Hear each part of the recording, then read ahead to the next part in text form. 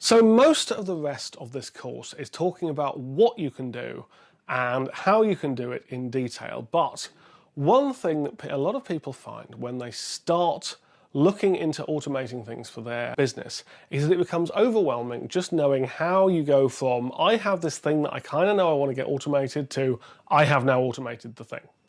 So here is a step-by-step guide on how to do it. The first thing you should do is you should very precisely define what it is you want to do, and you should define this as closely as possible. The reason for that is automation is, because it's on computer, it is staggeringly literal. And therefore, a lot of the time, if you don't define your task carefully enough, you'll get 2/3 of the way through having it automated in some way, and then discover there is a gotcha that means you can't go any further and you have to go back to the start. So make sure you have every step of what you want to do defined in human speak before you try and tell it to a computer.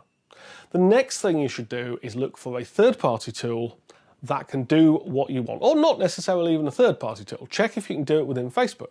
For example, if you're feeling like checking your campaigns every morning or 3-4 times a day and pausing the ones that are not working and adjusting up bids upwards for the ones that are working, if you're finding that's a real pain, it's a real repetitive and really a waste of your time, then the new Facebook rules, which are built into the platform now, are exactly what you need, and those will let you automate all that, no coding required. So if you were planning to get a coder to write a customized tool for that, unless you need to do something very specific, you just saved yourself a few $100s at least on getting that tool done just by looking around for what else is out there. And obviously this module, our automation for non-coders section, goes through all the possible options. If you are looking at an external third-party tool, it is worth looking at the costs and seeing whether it would be cheaper to get your tool made yourself. Some of the third-party tools for Facebook are really quite expensive and in my opinion don't justify their price these days, particularly not if you're willing to build your own automated tools. So you've looked around, there's nothing that does the job. What should you do next?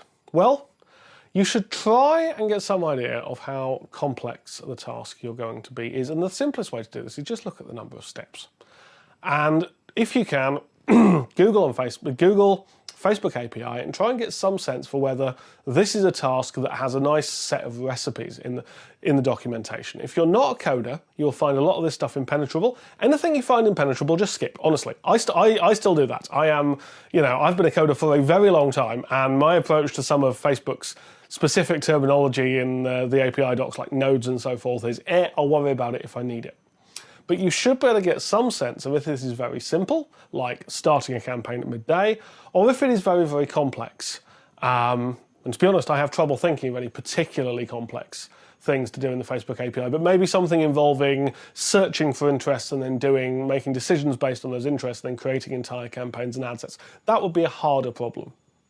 Now, if you are an experienced programmer, at this point you can just make a decision on whether you're going to do it yourself or hire someone. If you are not, but you are thinking maybe you would like to become one, I would go for trying it. Just regardless, have a go, see how far you get. You can use a sandbox account, so you are not going to do any damage to your account, and you can just spend a morning on this. You spend 3 or 4 hours, you will rapidly be able to tell if you're making progress or if you're just brick walling repeatedly. If you are brick walling, or if as a programmer you've decided this thing is too big, I want someone else to do it because it's not worth my time, then the next thing you want to do is hire a coder. There's an entire module on this, how to do it.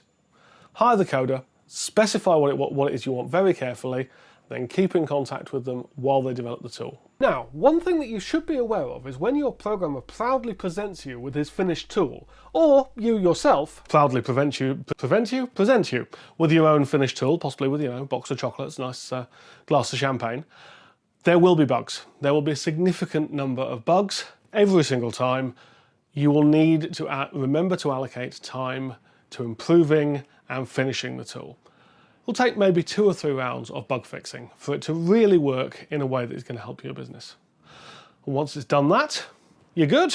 Time to start thinking about the next thing you want to automate, and go and automate that and develop a tool for that, fix the bugs on that, repeat until at some point you are just sitting there in a Thai beach, periodically getting emails about how your robots are generating you vast sums of money. And I think we all know what comes next. Your next business. Good luck.